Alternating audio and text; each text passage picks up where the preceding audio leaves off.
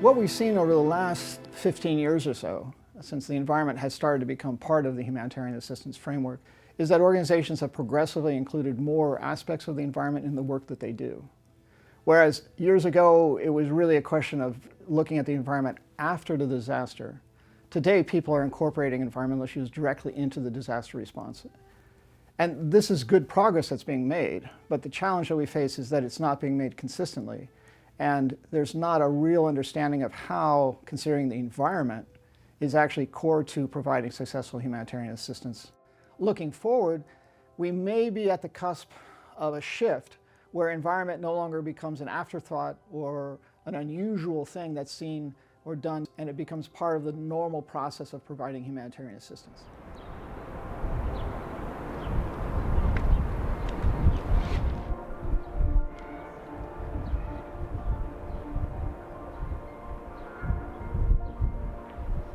Avec tout ça, on va essayer de faire un extincteur pour si jamais il y a le feu qui commence, on le stoppe pour éviter que ça se propage. ECHO est une petite association qui teste et expérimente des actions positives et innovantes pour trouver des solutions à nos problématiques sociétales. Et son plus gros projet aujourd'hui, l'OTEC et réfugiés, d'abord lancé à Lesbos, présent aussi du coup à Briançon, sur un territoire de montagne à la frontière Italie-France, très marqué par et la migration et des enjeux déchets environnement. Donc où on déploie des activités avec les personnes exilées, avec des personnes pas que exilées, où on apprend et on s'apprend les uns les autres. Donc qu'est-ce que c'est que des systèmes low-tech? Ce sont des solutions technologiques qui ont pour particularité d'être utiles, d'être accessibles tant d'un point de vue financier qu'en termes de compétences, parce que justement on peut les fabriquer et les réparer soi-même.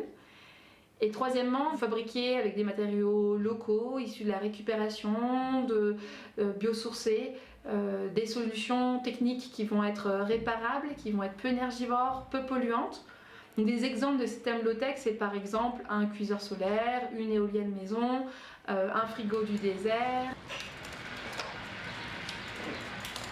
La dernière fois, je suis parti à la déchetterie, j'ai vu plein de vélos comme ça sont jetés. Les gens, si on récupère et qu'on repart, c'est bien au lieu de jeter. Parce que si tout le monde jette les vélos, je pense que c'est pas bien pour l'environnement. La plupart des actions dans l'urgence humanitaire, ça consiste à apporter une couverture, apporter un toit, des aliments.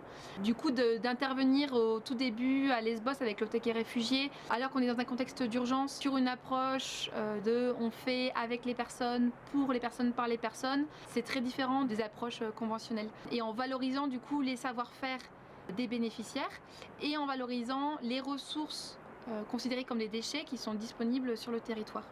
La démarche low-tech, c'est plutôt une approche globale, systémique, qui va venir interroger des pratiques pour justement les rendre plus cohérentes lorsque des enjeux environnementaux ont eux-mêmes des impacts sociaux, économiques. On peut vraiment s'approprier cette démarche low-tech à tout plein de niveaux et surtout à une échelle stratégique et aussi dans le rapport qu'on a avec les personnes bénéficiaires, de pouvoir aussi mieux les intégrer dans les économies locales et pas de dépendre de connaissances, compétences qui ne sont pas disponibles localement et qui du coup fragilisent la résilience de la population dans le temps.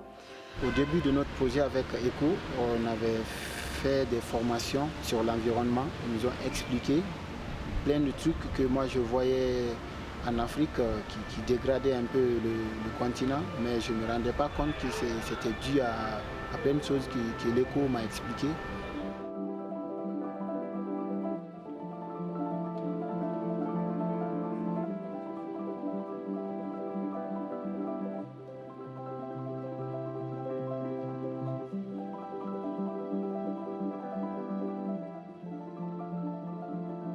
Aujourd'hui, on peut plus, selon moi, segmenter les choses et avoir une approche pansement. En tout cas, dès qu'on a les moyens d'avoir une approche plus cohérente et de lier les choses, c'est important qu'on le fasse. Ça permet d'avoir une action en profondeur sur les causes des problèmes et pas juste sur les conséquences.